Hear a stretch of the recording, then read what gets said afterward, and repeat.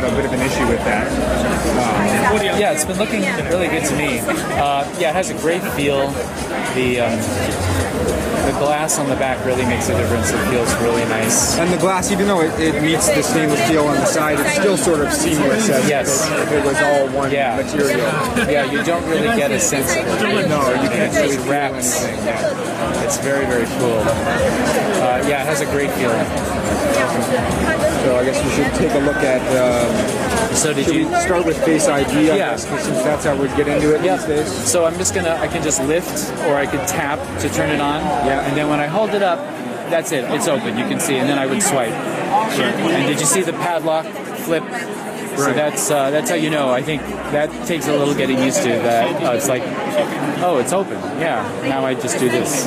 Right. And you're ready to go. And then Apple Pay will work the same way. So if I do a double tap, Apple Pay is waiting for me. It doesn't see me. Now it sees me. Now it says hold near reading. So it's just waiting to verify against my face, and then it will let me in. Right. And I've seen some comments about the fact that some people were hoping that there wouldn't be a swipe involved, but when you see it in person, it seems pretty quick in terms of you don't even really need to look to see if it unlocked. You just swipe, essentially. You hold the phone up and swipe. Exactly. Yeah, exactly. Once you get used to doing that, it's just a swipe, essentially. Exactly. And when you're training it for Face ID, like you can see, I didn't even look. It's not like you do this. You know, it's like you just look at it and it's ready. Right. And I think having played with it for a little bit now, I wouldn't want to just glance at my phone and have it open. So I kind of like that. Oh, yeah, it's unlocked. Now I can go for it. Right. So it's more about unlocking than actually opening the phone. Exactly. Yeah, totally. Of course, the other thing that's really noteworthy is just the quality of the screen, the brightness, the video.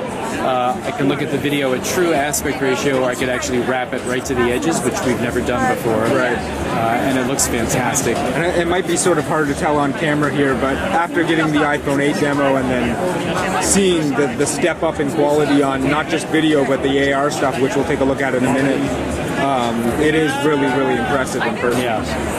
The screen is unlike anything I've ever seen. It really is gorgeous, and I'm really into photography and video. So, maybe we can just show the AR quickly, since absolutely, we're talking about it. Yeah. So a great example of that is Free Blade. Let's turn that on. So what I'm going to do here is it just found the table, and then it just plants the character on the table. And if you were to play the game, you can see it all happening right in your actual environment. Right, and this isn't just thanks to the OLED display, but it's also the new camera, right? That yes, they are dramatic. Right, and so like Phil mentioned, the cameras are actually calibrated with AR in mind, understanding how critical it is that we understand where these planes are and how it all works together. So so some great for gaming. It's fantastic. Can you show us the how the home button works, or rather the lack of home button? Yeah, in there. The other a lot of nice new features in photos and camera, including this is a great example of where we've used the new portrait lighting. Yep. So I can move between these settings. You can see the original photo is actually shot with a background. Right. And as I move between these, it's making adjustments primarily to the light on her face. Again, we're using that depth map and the face information, the depth map there, to be able to separate her from the background. And so is the first setting there, is that your original photo? Yeah, exactly.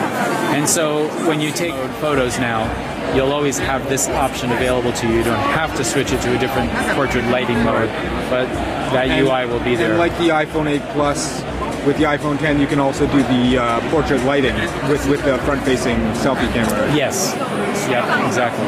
Which I guess is what might be happening in this photo. Yep, exactly. Big change was with our slow-mo. Slow-mo now is supported at full 1080 resolution. So we've always done 240 frames per second, but this is 240 frames per second at 1080, not 720. Oh, okay. In the past, you had to compromise on the resolution in order to get that speed. So slow-mo looks fantastic. And I suppose that's thanks to the improved camera and processing power. Yep. The other thing that was pointed out is that noise reduction is actually handled on hardware now. That's there's dedicated hardware processing. It's not just a software operation. So you're going to see much better noise reduction when we're shooting in these like very, very low light situations. Even with an iPhone, even without a flash, you're getting incredible detail. It's still sharp.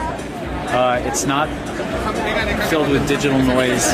This, to me, has been one of the really nice big improvements. These are fantastic low light shots done on the iPhone camera. And so, because we don't have a home button now, we also have the side button to activate Siri. Is that right? That's right. So Siri is just a single, just holding down on that side button, and there we are. Yeah. And is that a dedicated Siri button at this point, or it can be used for other things? Or? It's an Apple Pay button too, because if 2 taps on it will give you Apple Pay. 2 taps will give you Apple Pay. Yeah. Right, just like the home button. Right. Yeah. Right. Exactly. So, and it's called the side button.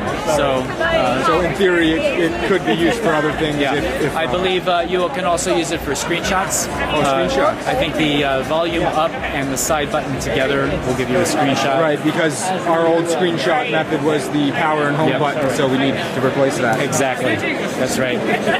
So that's the other thing. Did you see me doing the clips demo? No, let's just get that. That'll be a good. So now one of us is going to have to be on camera for that though, because I think we'll see you. Yeah, you can do that. So let's go ahead and let me just turn it on. So there we are. So this is the normal selfie view in clips, but what we were able to do is use the API for the True Depth camera to introduce a feature called Scenes, which separates you from the background. So it's still you. We put a filter on you so that you match the background, but you'll notice wherever we turn, you're in a 360-degree. We've basically taken the Steve Jobs Theater out of here, and I can just swipe from scene to scene. I can put you in a drawing of a tea garden. I can put you on the Millennium Falcon with all the detail in the background. We can swipe and put you into a sketch drawing or a city at night or outer space. It's really fun, and this is only possible with the True Depth camera system because we're able to separate you from your background. Right. So that's a feature called Scenes. Once you pick the one that you want, you can then actually create a little video that you would post with you in this different world. And I guess these clips features will likely be out in time for the iPhone 10. Yeah. So this is just a little sneak preview, but we'll have it available when people. And is that something that you'll only be able to do with iPhone 10, or it'll work maybe? The Scenes feature will only